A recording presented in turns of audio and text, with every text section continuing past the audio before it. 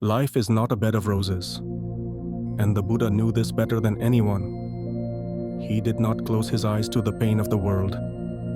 He did not run away from the wounds that existence inflicts. He faced them directly, patiently, and with unshakable courage. When we look into our own lives, we cannot deny it. Suffering is everywhere.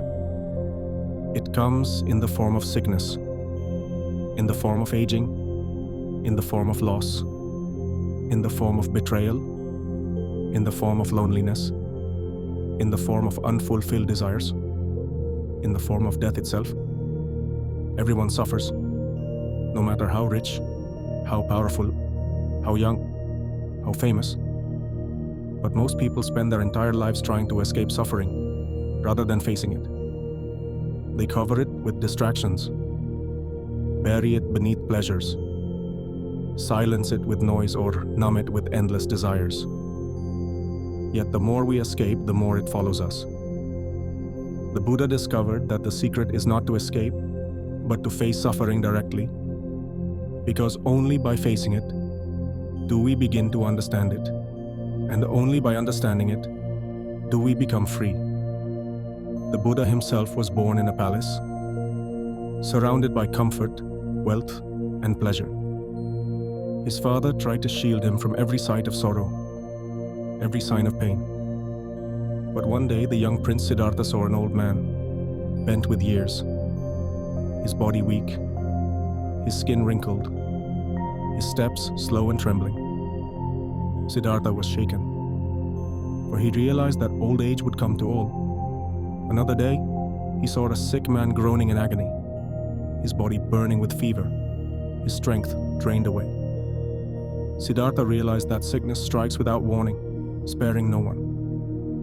And then he saw a dead body, stiff, cold, lifeless, being carried to the cremation ground.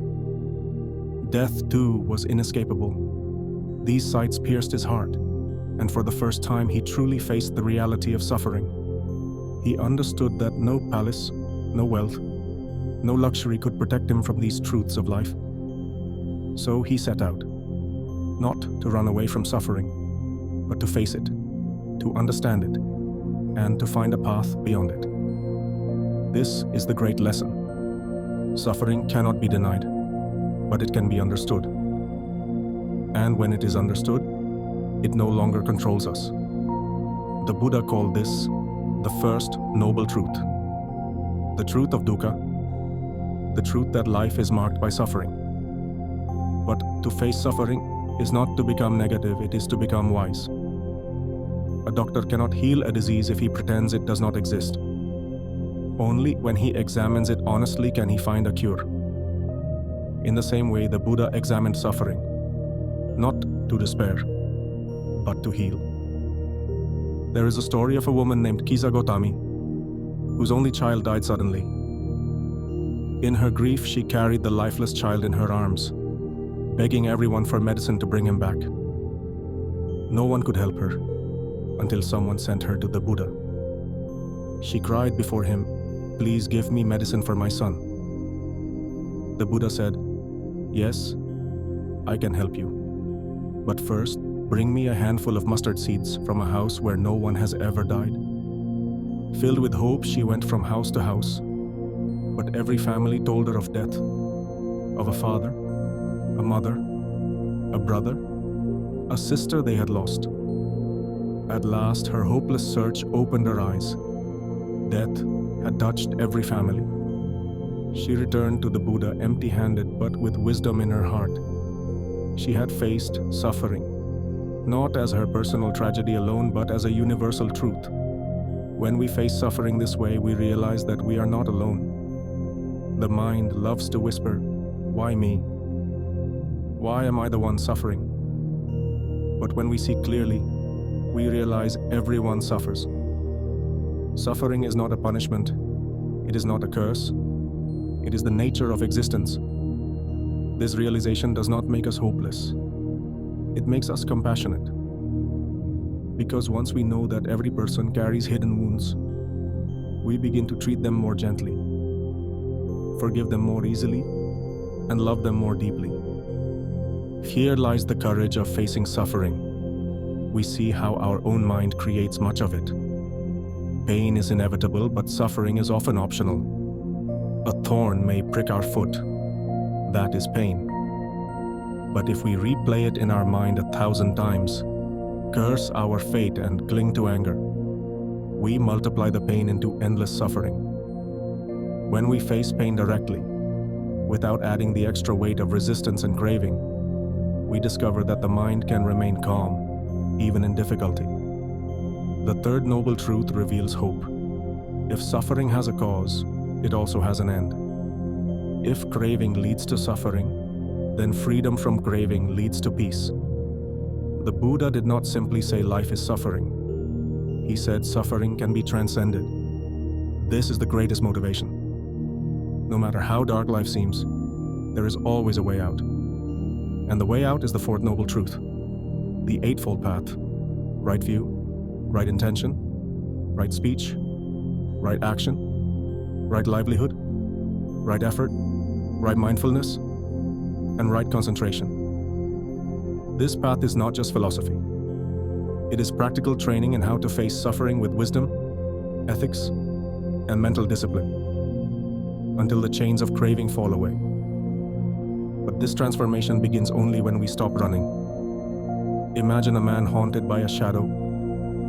He runs all day, terrified, but the shadow follows him everywhere. Finally, exhausted, he stops and turns around. To his surprise, the shadow vanishes when he faces the light. In the same way, our suffering grows larger the more we run from it. But when we stop, turn, and look directly with awareness, its power fades. Meditation is nothing but this turning towards suffering with calm eyes. Sitting silently, we see our thoughts, our pains, our desires, our fears, and instead of fighting them, we observe them. Slowly the mud settles, and clarity arises. There is also a hidden gift in suffering. It awakens the heart. A person who has never suffered often remains shallow, careless, arrogant. But one who has faced loss, sickness, or betrayal learns humility, empathy, and strength. Just as gold is purified in fire, the human spirit is purified in suffering. Fire burns, yes, but it also removes impurities, leaving behind something bright and strong. This is why so many people say that their greatest growth came not in times of comfort, but in times of struggle. The Buddha knew this well. His enlightenment itself came after years of hardship, wandering, hunger, doubt, and temptation. He sat under the Bodhi tree and refused to move until he had faced every fear within him. And because he faced suffering completely, he emerged free. Think of the lotus flower. It grows out of mud and dirty water, yet it blooms pure and radiant above the surface. The lotus does not avoid the mud, it transforms it. In the same way, facing suffering is the path to purity. Our wisdom, compassion, and courage bloom out of the mud of life's struggles. If we try to avoid the mud, we remain weak, but if we accept it, we become like the lotus, untouched by the stains of the world. So friends, how did you like this motivational story of Buddha? Do tell us in the comment box and do not forget to share it with your friends. If you want to listen to more such motivational videos, then there is a link in the description of this video. Namo Buddhaya Jai Bharata.